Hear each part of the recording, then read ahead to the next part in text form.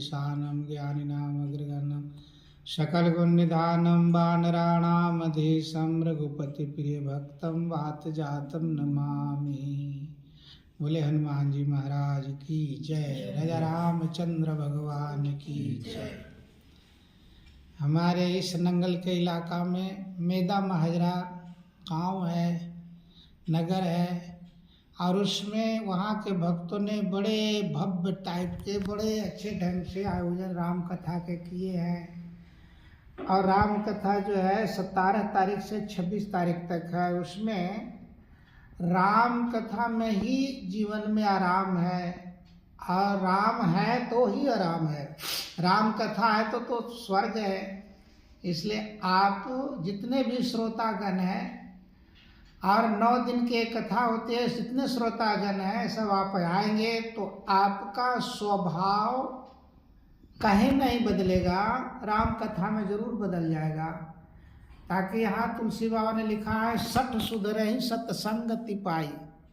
कई व्यक्ति अपने स्वभाव से दुखी होते हैं, कई व्यक्ति अपने स्वभाव से सुखी रहते हैं। तो स्वभाव का जो है ठीक करना है तो राम कथा में आना, मेदा महाजरा में। और परम लोक आश्रम से स्वामी कृपालानंद हम भी आएंगे, और मेरे को बड़े आदर के साथ वहाँ के आयोजक लोग ने निमंत्रण देने आए हुए हैं। तो 22 तारीख को मैं आऊँगा, आप सबको मैं दर्शन करूँगा। आप सबके जैसी भावना होगा उसके मुताबिक गुरु महाराज की कृपा से, भगवान राम की कृपा से मैंने वहाँ आपको विचार दूंगा। एक साधु का विचार है, और साधु का विचार आपके अंदर थोड़ी सी साधुता आ जाता है ना, तो व्यक्ति को शांति मिलता है। इसलिए यहाँ तो तुलसी बाबा ने लिखा है हनुमान चालीसा में, साधु संत के तुम रखवारे, हो तन आज्ञा बिन पैसारे। कहते साधु संत के रक्षा करने वाले हमारे हनुमान जी हैं। इसका मतलब वो परम साधु हैं। और आप जानते हैं कि संसार में सबसे बड़ा दुख जो है कि भगवान को भूल जाए। कोई संत, कोई साधु आपको भगवान को याद कराते हैं तो समझना चाहिए कि भगवान के बड़ी आशीर्वाद है।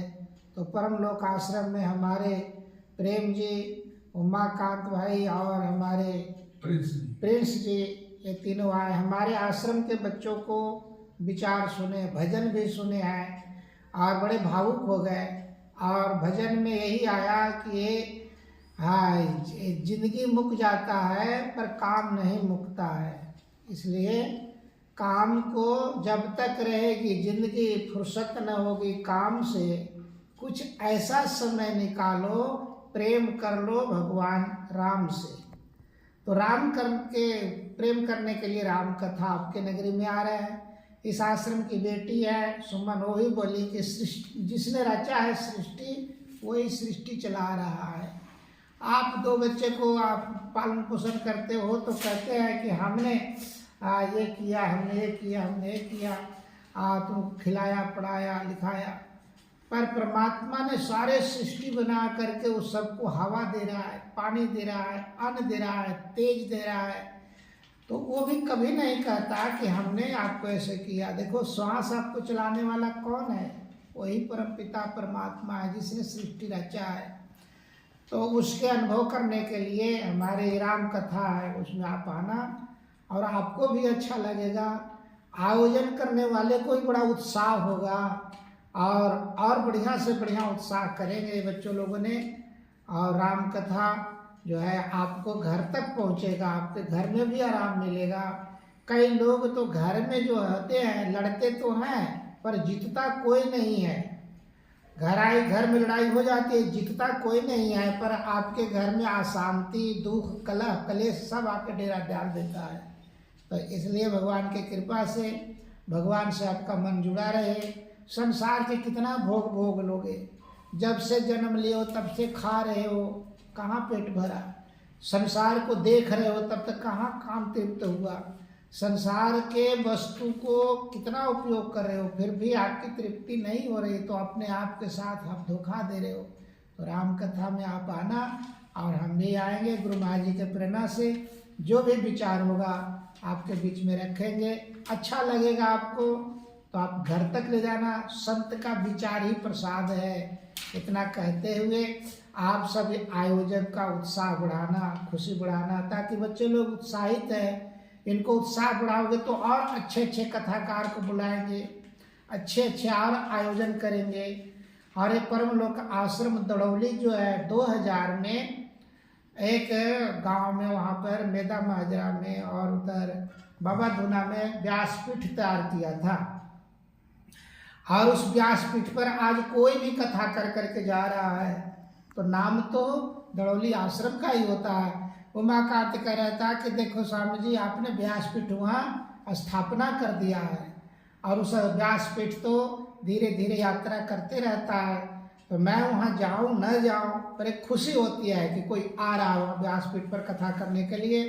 तो वहाँ के भक्तों में भी ये संस्कार है। ये जो हमारे इलाके में व्यासपीठ बना है तो दड़ौली आश्रम के माध्यम से, स्वामी कृपालानंद जी के माध्यम से कथा का जन्म हुआ था वहाँ पर। और वो कथा में अभी बड़े अच्छे अच्छे लोग, विद्वान लोग आ रही हैं।